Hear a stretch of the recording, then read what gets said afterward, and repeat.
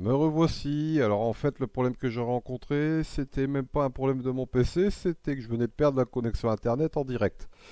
Parce que le modem a planté. Bon, bah ça arrive, hein, ça faisait un moment qu'il n'avait pas rebooté, puis en plus il venait de recevoir une mise à jour firmware, donc du coup j'ai profité pour régulariser la situation. Donc je disais, passons aux fonctionnalités. Voici les sécurités proposées par NextDNS, et franchement c'est assez complet, parce qu'on a le droit à une IA qui va analyser les menaces Internet en temps réel et qui va s'adapter automatiquement pour sécuriser notre connexion, sachant qu'elle travaille avec des téraoctets de données qu'elle reçoit quand même, hein, donc ça rigole pas. Vous avez le truc classique, la navigation sécurisée Google, vous connaissez, hein, si vous avez Google Chrome, vous l'avez d'office. Ah. Si c'est Edge, c'est Smart quelque chose, puis bref, voilà. Vous avez la protection contre le cryptojacking. Alors, pour faire rapide, le cryptojacking, c'est pour empêcher euh, toute utilisation non autorisée du minage de la crypto-monnaie. Quelquefois, il existe des sites qui sont piégés, qui vous envoient des scripts qui vous font miner à leur place. Comme ça, bah, vous fructifiez leur économie. Donc, pour éviter ce genre d'intrusion et qui est difficilement détectable par beaucoup de sites de sécurité, il vous propose ça. Donc c'est toujours bien à prendre. Protection contre les attaques de DNS rebinding, en gros, c'est pour éviter les attaquants de rediriger les requêtes DNS vers autre chose de malveillant. Hein. Contre les attaques IDN, alors j'avoue que ça, je sais pas ce que c'est exactement. Bloquer les domaines qui se font passer pour d'autres domaines, d'accord, ok, je vois. En abusant du grand jeu de caractères mis à disposition avec l'arrivée du nom de domaine. Internationaliser IDN, par exemple en remplaçant la lettre E par une lettre cyrillique. D'accord, donc c'est une forme d'attaque alors. Ok. Bah, comme quoi je ne savais pas qu'il y avait ça. Protection contre typo-squattage. Alors ça, en gros, le typo-squattage, c'est quand vous saisissez une adresse incorrecte sur Internet, mais qui a été pensée par le pirate. Du coup, vous arrivez sur son site malveillant et il vous envoie son petit piège. Donc lui, il va vous protéger contre ça. Sachant que ça, c'est difficile. Le typo squattage, c'est mal protégé par la plupart des suites parce qu'il faut vraiment avoir un antivirus réactif sur le fait qu'ils connaissent tous les sites malveillants. Et sincèrement, il n'y en a pas beaucoup d'antivirus qui connaissent tous les sites malveillants en fait. En fonction de la performance de l'un et de l'autre, bon ben voilà, ça se partage. Mais il faut d'abord qu'il y ait des victimes avant que ça soit bien connu quoi. Alors que là, on attaque directement la source à partir du DNS, donc comme ça c'est fait. Contre les algorithmes de génération de noms de domaine. D'accord, c'est pour éviter. Ouais, ok. Je pense que c'est pour éviter les générateurs de noms de domaine à la noix. Parce qu'en général, les trois quarts du temps, les noms de domaine à la noix, ça vous pointe vers des scripts malveillants aussi. Hein. Alors ici, je reste un peu sceptique. Domaine nouvellement enregistré. C'est pas parce qu'un domaine vient d'être créé qu'il est forcément nocif. Hein. On peut croire qu'effectivement un domaine récemment créé peut faire partie d'une campagne malveillante. Oui, il peut. Mais ça peut être aussi vous qui venez de créer votre site. Donc, par défaut, c'est pas activé. Perso, pour le moment, je l'active pas. Voilà. C'est c'est pareil pour les noms de DNS dynamiques. Ça peut être aussi bien une attaque malveillante, mais ça peut être aussi à vous. Donc, même chose, bah, je, je bloque pas non plus. Et c'est pas activé par défaut non plus. Blocage des domaines parqués, même chose, c'est pas parce qu'un site web vient d'être abandonné qu'il est malveillant. Donc même chose, je l'active pas non plus. Mais après, vous choisissez, hein, il n'y a qu'un switch ici, vous appuyez et c'est bon. Hein, voilà. Et enfin, bien sûr, blocage des sites pédoporno, ça quand même, c'est très bien d'avoir fait ça parce que je trouve que tout le monde devrait le faire d'office, quoi. Mais même votre opérateur ne le fait pas. À la place, ils vont vous vendre un forfait de sécurité pour soi-disant renforcer la sécurité de votre abonnement. Mais bon.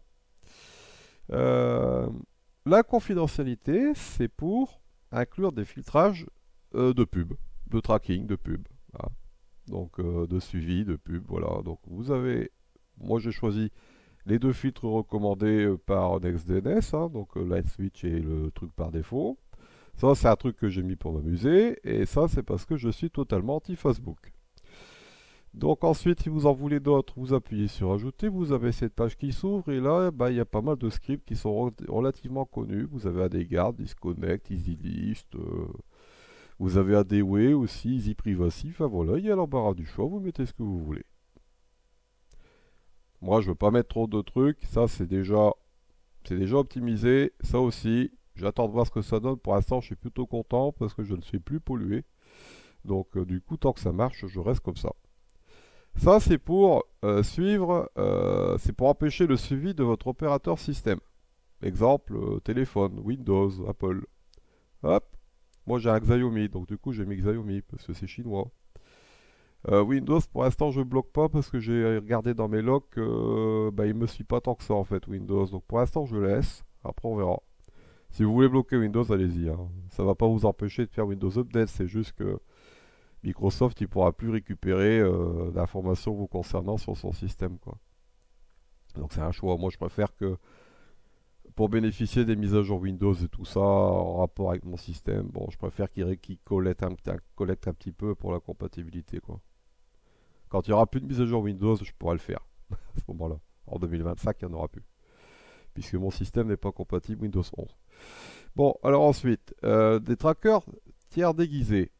Donc là, en fait, il y a certains sites qui contournent votre blocage, en fait. Donc je ne sais pas exactement comment ils le font, mais ils le font. Donc, vous pouvez l'activer. Je crois que ça ne l'est pas par défaut. Donc vous pouvez l'activer pour renforcer justement votre sécurité. Moi, je l'ai activé pour l'instant. Et enfin, les liens d'affiliation de suivi, bah ça, c'est si vous cliquez sur un lien qui vous permet justement de vous affilier et de suivre, je ne voudrais pas le bloquer en fait. Donc du coup, je l'autorise, mais c'est pas activé par défaut. Vous avez le contrôle parental qui vous permet d'organiser, de gérer le taux d'accès et le temps d'accès à des sites web, des applications et des jeux. Donc c'est bien pour celui qui veut établir des règles dans son foyer, voilà. C'est-à-dire que vous pouvez décider de filtrer TikTok, Tinder, j'en passe des meilleurs, hein, même League of Legends, voilà, enfin, voilà, il y a tout plein de trucs, il y a Steam, tout ça, il y a tout plein de trucs. Il y a tous les éditeurs. Vous ajoutez ça. Du coup, vous pouvez aussi ajouter des catégories spécifiques. Hein, pornographie, jeux d'argent, tout ça. On peut tout bloquer. Et établir un temps de récré. Alors, un temps de récré, ça veut dire bah, vous autoriserez l'accès à ce que vous avez choisi. Admettons, de lundi au dimanche, de 18h à 20h30, exclusivement. Au-delà, ça sera interdit. Voilà. Le mode restreint YouTube, c'est pour celui qui a des enfants mineurs, sensibles, fragiles. Et ça les empêchera d'accéder au contenu mature, pouvant les choquer éventuellement. Donc c'est intéressant pour leur sécurité et, et leur éducation.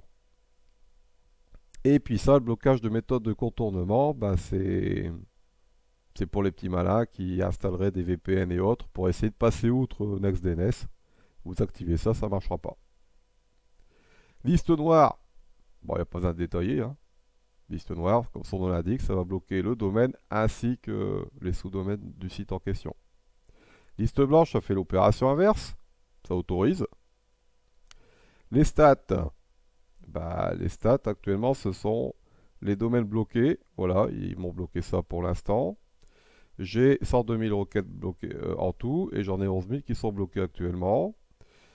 Ici, il me répond les raisons de blocage. Donc là, on va voir que ces deux-là sont forcément très élevés parce que les autres, je les ai essayés, mais je ne les ai pas gardés. Hein. Ça, c'est les adresses IP en rapport, etc. Puis bon, ça, il nous montre un peu la carte mondiale pour nous montrer ben, où on va sur Internet, en fait. Apparemment, je vais beaucoup en France, beaucoup en Irlande, davantage en Amérique. Bon, ben, soit, qu'il en soit ainsi. Ensuite, les logs. Ça, c'est intéressant pour avoir un suivi de votre navigation. Je ne sais pas si, par exemple, vous allez sur un site quelconque, Puis vous voulez savoir si NextDNS est intervenu pour bloquer des trucs ou pas, mais vous ne le savez pas forcément. Du coup, vous mettez le nom du site, par exemple google.com. Et là, tout ce qui n'a pas d'information particulière, ça veut dire que c'est pas bloqué. Donc je défile, tac tac tac tac, tac tac tic, voilà, je défile. Pour l'instant, il n'y a rien, tout est autorisé. Je défile, hop. Ah, un truc.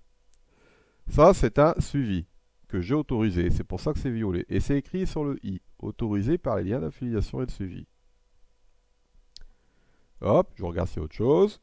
Apparemment, non.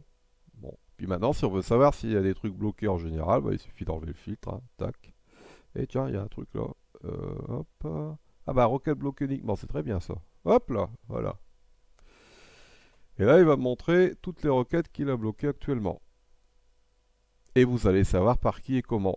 Donc par exemple, le i, bloqué par LightSwitch. Ici, bloqué par la liste de blocage de publicité 2. Ah bah tiens, c'est le truc que j'avais mis pour m'amuser là, qu'il l'a bloqué aussi.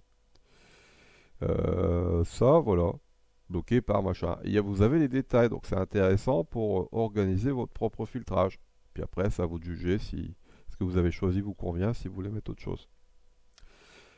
Le paramétrage, donc vous allez décider de savoir si vous allez garder vos propres logs ou pas. Sachant que ces logs-là ne sont pas exploités par NextDNS, c'est uniquement à vos propres besoins. Donc c'est pour faire des suivis comme je viens de faire à l'instant. Sinon vous n'aurez pas les stats, vous n'aurez pas vos logs. Donc localisation, moi je suis de l'Union Européenne, donc je l'ai mis, hein, j'ai choisi ici. Rétention 3 mois, ça me paraît bien. Le jour où j'ai plus envie de suivre ce que je fais, ben, j'enlève le bouton et c'est fini, tout s'efface. Page de blocage. Alors ça j'aime bien parce qu'en fait ça va vous permettre de savoir si le serveur DNS a bloqué quelque chose. Littéralement, genre vous allez sur un site Tartampion truc et il n'est pas bon. Si vous mettez pas ce truc là, vous allez avoir un message classique du navigateur qui va dire bah, impossible d'afficher la page, vous ne savez pas pourquoi en fait. Tandis que là, donc ici j'ai un site test, ça vous fera un message comme ça. Oh non, machin est bloqué. Le site auquel vous essayez d'accéder est bloqué par le responsable du réseau.